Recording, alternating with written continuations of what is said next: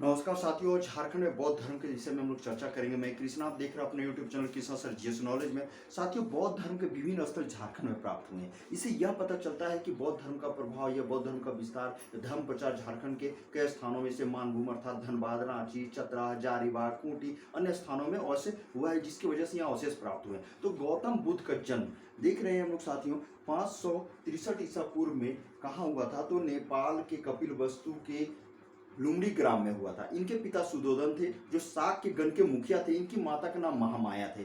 इनकी माता की मृत्यु के बाद इनकी बी माता अर्थात प्रजापति गौतमी ने इनका देखभाल किया था। जब इनकी मृत्यु हुई थी, अर्थात जिसको मृत्यु को बौद्ध धर्म में महापरिनिर्वाण कहा गया, जो 483 ईसा पूर्व में हुआ था। तो साथियों 483 ईस्वी में ही देखेंगे हर्यक वंश के शासक अजातशत्रु थे, जिनके कार्यकाल में बौद्ध धर्म के प्रथम सम्मेलन का आयोजन किया गया था। और इस सम्मेलन की अध्यक्षता महाकश्यप ने किया था। और इसी बौद्ध धर्म में आप देखेंगे चाहे अर्थात इसी सम्मेलन में कहीं न कहीं सूत पिटक और बिना पिटक का संकलन भी किया गया था। और बुद्ध के जन्म के समय देखेंगे असुरों के बहुत ज्यादा विस्तार हो चुका था, झारखंड में परिपक्व हो गए थे और यहाँ लोक संस्कृति डेवलप कर गई थी। और 6ठी शताब्दी, और जैसे कि यहाँ पे मैंने मेंशन किया है कि 600 ईसा पूर्व में मुंडाओं का क्या होता है, झारखंड में आगमन हो जाता है और मुंडाओं से असुरों का क्या होता है, संघर्ष होता है। तो साथियों ये सारा चीज है। अब यहाँ एक चीज जानना चाहेंगे कि 29 वर्ष की अवस्था में जिन्होंने अपना गृह त्याग किया और सच्चे ज्ञान की खोज में भटकते रहे, इन्हीं क्रम में आप देखेंगे 35 वर्ष की अवस्था में 528 ईसा पूर्व में गया के पीपल वृक्ष के नीचे निर्जना नदी के तट पर इनकी ज्ञान की प्राप्ति हुई थी। तो साथियों यहाँ पे आप 528 को जानने के लिए क्या करेंगे कि 563 में से 35 को क्या करेंगे, घटा देंगे, तो 528 ईसा पूर्व आपको मिल जाएगा। अब झारखंड में देखेंगे पलामू जिले के मोतिया गांव से एक शीर्ष मिला है, जो सांची स्तूप के द्वार पर उत्कीर्ण शीर्ष से मिलता जुलता है। तो सांची क्या है साथियों, एमपी के रायसेन जिले में सांची गांव है, वहां पे बौद्ध स्तूप मिला है, अर्थात इस तरह शीर्ष मिला है। इसी शीर्ष से ये क्या है, मिलता जुलता है। इसी संदर्भ में अमरनाथ दास ने मोतिया गांव को बुद्ध का जन्म स्थल कहा है, लेकिन अतिशयोक्ति है, इसे इतिहास का सहमत नहीं है। फिर देखेंगे कि पलामू के ही करुआ गांव में बौद्ध स्तूप की प्राप्ति हुई है, लेकिन इसको पुरातात्विक ढंग से कभी विश्लेषण नहीं किया गया है, इसी कारण अभी ये स्पष्ट नहीं हो पाया है।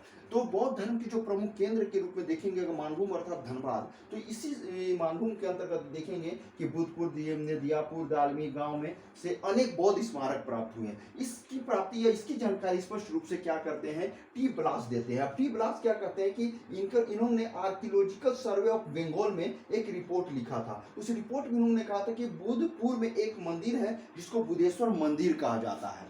ये बहुत इंपॉर्टेंट चीज है, इसका एक प्रत्यक्ष प्रमाण है जो बुद्धेश्वर मंदिर को कहीं न कहीं चर्चा में लाता है। अब पुरुलिया के निकट गोलमारा से प्रस्तर की खंडित बुद्ध की मूर्ति मिली है। तो पुरुलिया कहाँ है साथियों, आप जानते हैं कि वेस्ट बंगाल में है, और वेस्ट बंगाल में ही आप देखेंगे गोलमारा है, यानी पुरुलिया के गोलमारा से प्रस्तर की यानी पत्थर के बुद्ध की मूर्ति बनी हुई थी, जो खंडित टुकड़ा हुआ, इस तरह की मूर्ति प्राप्त हुई है। हजारीबाग जिले के सूर्यकुंड गांव से बुद्ध की प्रस्तर मूर्ति मिली है। अब हजारीबाग जिले सूर्यकुंड, तो सूर्यकुंड आप जानते हैं गर्म जल कुंड है वहां पर, तो वहां पे बुद्ध की एक प्रतिमा मिली है, वो पत्थर की बनी हुई है। इसी संदर्भ में बोलता है 1918 ईस्वी में एफ.एम. हेलो ने कहा कि इस गांव में तो अनेकों मंदिर थे, लेकिन अनेक मंदिरों में मूर्तियां थी और इस मूर्तियों में कहीं न कहीं बौद्ध की मूर्ति उन्होंने देखा था। खूंटी जिला के बेलौदा गांव से एक बौद्ध का टीला मिला है। इस टीले में मौर्यकालीन ईंटों की को देखा जा सकता है। तो यहाँ क्या है कि पहले रांची जिला था, अभी खूंटी जिले है और बेलवा दाग स्थान है, जहाँ से बौद्ध टीला अर्थात जिसको बौद्ध विहार बोला जाता तो वो प्राप्त हुई है। और साथियों कहीं ना कहीं ये मौर्यकालीन यानी मौर्य काल के में जो ईंटा थी उसी संदर्भ में बना हुआ है, इसीलिए कहीं ना इसे मौर्यकालीन समकालीन माना जाता है और इस तरह प्रमाण है। तो जोन्हा जलप्रपात जहाँ से बुद्ध की, ठीक है, आज आप भ्रमण करने आप अवश्य जाते हैं तो आप वहाँ देखे ही होंगे बहुत सारी चीजों का, लेकिन उस समय वहां पे जोन्हा जलप्रपात में बुद्ध की एक प्रतिमा मिली थी।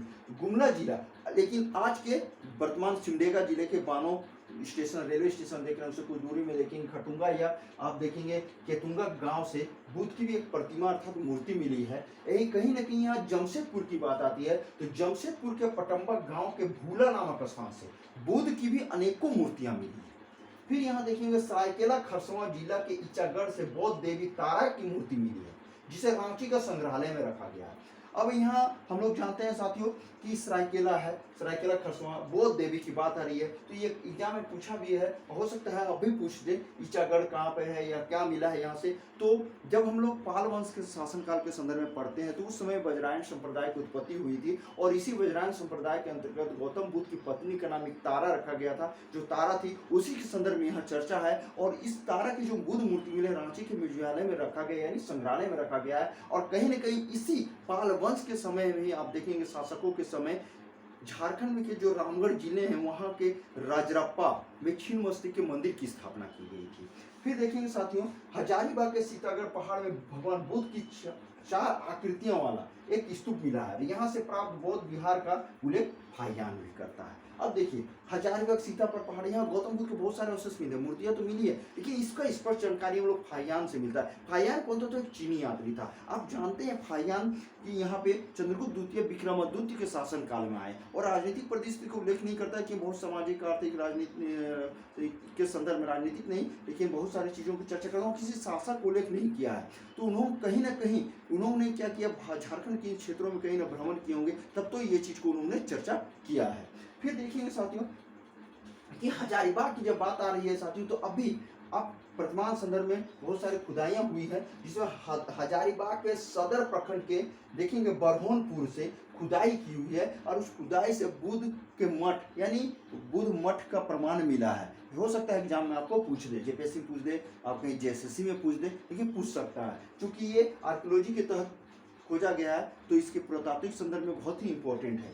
और सम्राट अशोक ने झारखंड के जनजातियों के लिए धर्म प्रचार के लिए उपदेश भेजा। तो सम्राट अशोक जानते हैं, मौर्य काल के या मौर्यकालीन शासकों में सम्राट अशोक का बहुत नाम है, वो एक प्रसिद्ध शासक थे। उन्होंने जब बौद्ध धर्म स्वीकार किया और अपने धर्म का प्रचार के लिए बात की, तो झारखंड की जनजातियों को बौद्ध धर्म शिक्षित देने के लिए, उनको उपदेश देने के लिए रक्षित को भेजा था। और उन्होंने अपने शिलालेख अर्थात 13वें शिलालेख में उन्होंने झारखंड को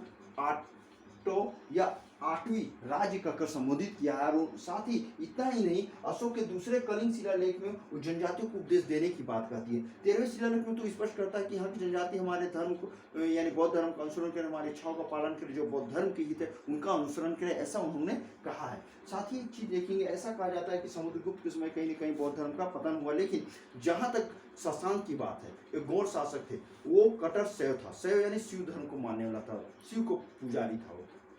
तो वो साथियों बौद्ध धर्म जन धर्म का कहीं ना कहीं कट्टर था, यानी बौद्ध धर्म का बहुत ही बड़ा कट्टर था, विरोधी था, जिसके कारण वो क्या है कि बौद्ध गया में जो पीपल वृक्ष था, जहाँ भगवान बुद्ध ने उनको सच्चे ज्ञान की प्राप्ति हुई थी, उस बौद्ध वृक्ष को कटवाकर गंगा में फेंकवा दिया था। तो साथियों इस तरह बौद्ध धर्म का कहीं कहीं यहाँ भारत में पतन होता रहा, और आज भारत के बाहर उनके पड़ोसी देशों में, विभिन्न देशों में बौद्ध धर्म फैला हुआ है।